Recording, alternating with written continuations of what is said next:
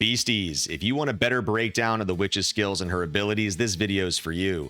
I've realized that through many of my streams and all the combat mechanics, it's likely hard for you to fully dissect her capabilities since we're moving so fast on stream. So I wanted to put together a very quick and efficient video that really gives you an outside-in look at everything that the witch has to offer. She does tend to pull her damage from the shadow realm across blood, bone, and shadow, and she also has a glyph mechanic, which we're going to touch on momentarily. She does have generally 5 core skills at this point. We have Glyph Lunge and Spine Breaker in the glyph tree. You have Blood Lash and Bone Storm in the Blood and Bone tree, and then you have Shadow Walk in the Shadow tree. And you'll notice across all of these you have glowing abilities or your passive nodes, which we're really going to demonstrate in today's content. Now, I will call out as a caveat that I do have an immense amount of option points, which it is not normal to start out this way, as this is just a demonstration and a showcase of the current developer build. This is why we have these allocations today. We're going to start with one of my personal favorite skills, Glyph Lunge. So as you attack and you generate glyphs, when you actually amass 3 glyphs, it forms a spell, and through an evocation skill, which Glyph Lunge is, it allows you to trigger and splash, which creates an AoE or an area of effect type attack.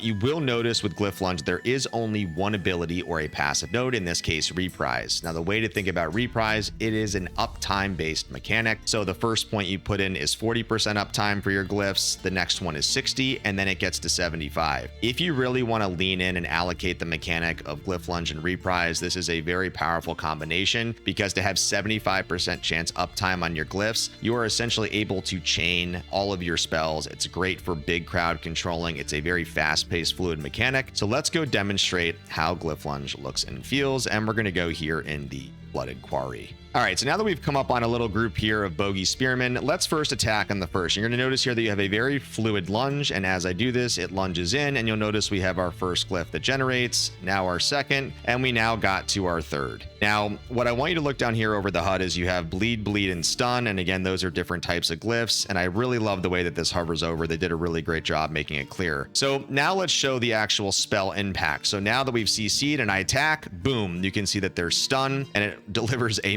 massive damage hit, and you'll notice reprise there. I've now attacked twice and I still have uptime over my skill, and I am chaining my jumps non-stop. It is a very fun mechanic to play. Next up, and staying in the glyph part of our tree, we are going to go over to Spine Breaker. Now, Spine Breaker is somewhat similar to Glyph Lunge in that it is also an evocation based skill. So like Glyph Lunge, if you do amass 3 glyphs and you then form the spell, you can also deploy that AoE effect by actually hitting with a Spine Breaker piercing missile, not just a Glyph Lunge. So that's something to call out. Now, the difference here, of course, with Spine Breaker is that you have 4 particular abilities versus just 1 from Glyph Lunge. You have a stun-based ability, the ability to have chance of shadow glyphs. You have a mana reduction cost, which is great for mana starved early on and definitely getting some reduction in efficiency. But the most powerful call out here of this tree is actually Umbra, which is a shadow dot or damage over time based effect. And this is one of the ones that I played during my streams that very much is something you should pay attention to if you ever get your opportunities to play. Now, I'm not going to show all of these, but I first want to focus on Umbra and just how cool this effect and mechanic is. So the first allocation you put in is 3 seconds, and then it jumps to 6, and then jumps to 9 with 3 passive points. So let's head over here. It looks like we're close to the gloom and showcase this ability. Now, the other thing about Spine Breaker, which many of you have seen, is that it has strata damage, so it also is a terraforming ability. It can deform terrain. So I'm going to actually show this here, that as I demonstrate this pierce, you're going to notice this trail of shadow, and look at the damage that everybody's taking as they start to come in here. So if you look at their life, it really starts to have some nice powerful effect. And so if you were to crowd control properly and start to stack these, which by the way, it can stack, you can see just how powerful that Umbra is. And of course, as I am attacking here, this is where you are starting to see the terraforming ability of Spine Breaker. So next up on Spine Breaker, I actually just want to show stun really quickly. So you'll see the first point is 40% and it jumps by 5. So to 45 to 50 to 55 and all the way up to 60. You probably aren't going to go all the way up here early on because you don't have that many option points out of the gate on your build. But if you did want to go with a full type of crowd control CCing style of play, 60% chance to stun or even 40 and above is very nice. So as we're going in here and we're now close to the gloom again, and I hit here and you look closely, you'll see this little stun mechanic over there. So when stacking stun on top of the damage over time in Umbra, it is is very nice because they are actually stuck over there in the trail of the shadows, and so you definitely might want to consider the stun mechanic. Now, I'm going to go through these adept and also the glyph passives just simply to show you how they increase. If you go into adept, your first mana reduction is 15%, it jumps to 30, and then all the way up to 45. So this is a great consideration if you do want to get your mana cost down. And then if you wanted to focus on the glyph uptime, you could get your chance of shadow glyph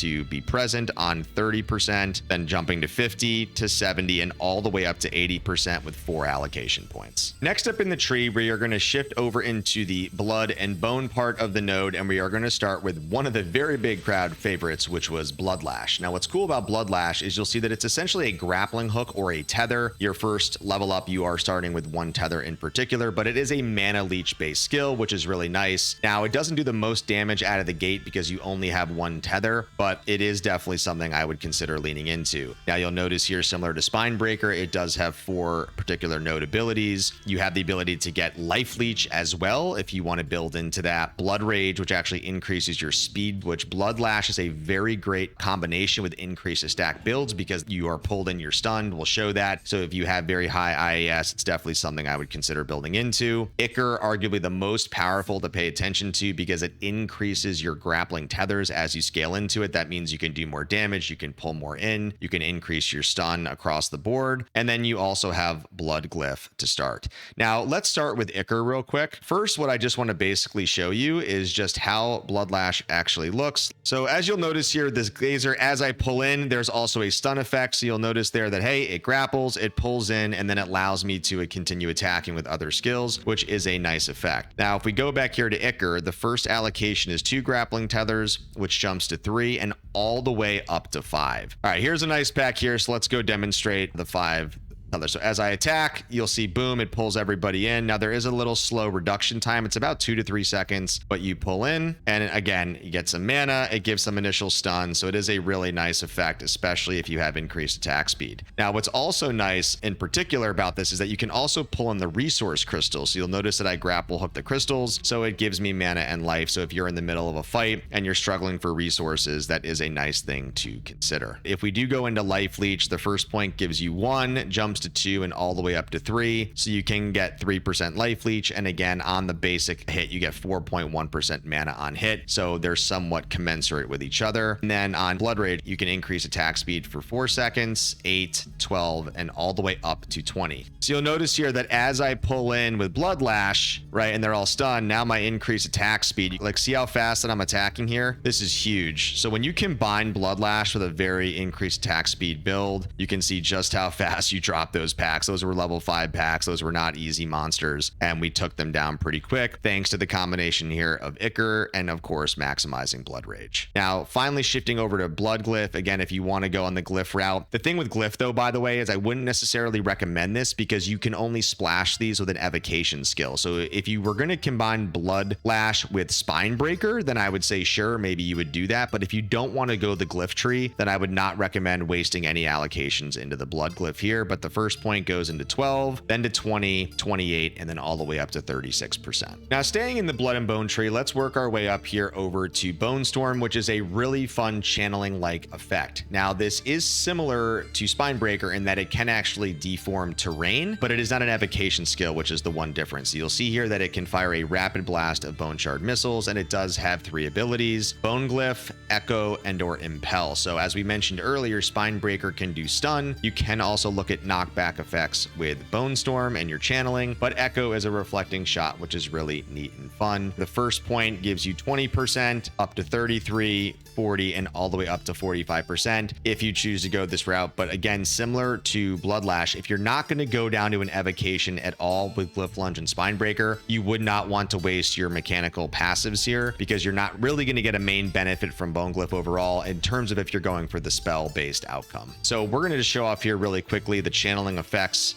So let's put this over here on right click. You'll notice here that as I fire off, you can notice it goes up and down. I can terraform here, which is really neat, but it is a really fluid mechanic, which is really nice to play and something I also enjoyed during the streams. So let's actually start with Echo. So the first point into Echo is a reflecting shot by 2, by 4, and by 6. So I actually want to show you how this bounces off the terrain here. So if you look at closely here and I start firing these off, you'll notice how they're actually bouncing. It's almost like a pool table, and if you're playing your angles right, you can see here that you can actually create almost turret around you, essentially, as monsters coming into you here are going to be taking damage because they're bouncing and echoing 6 different times. So it is pretty neat. It is a little fun here. You actually can use this to your advantage in really tight corridors. I've done this during the gameplay where I was somewhat bringing, packs in, wanted to show off Echo. It's definitely pretty neat in how they have this skill, and definitely fun on the channeling. Let's go to Impel and take a look at Knockback. So the first point is 200, which goes to 400 strength and goes to 600 strength. So let's kind of check out how this looks on Knockback. So if I hit here, you'll notice how they get hit,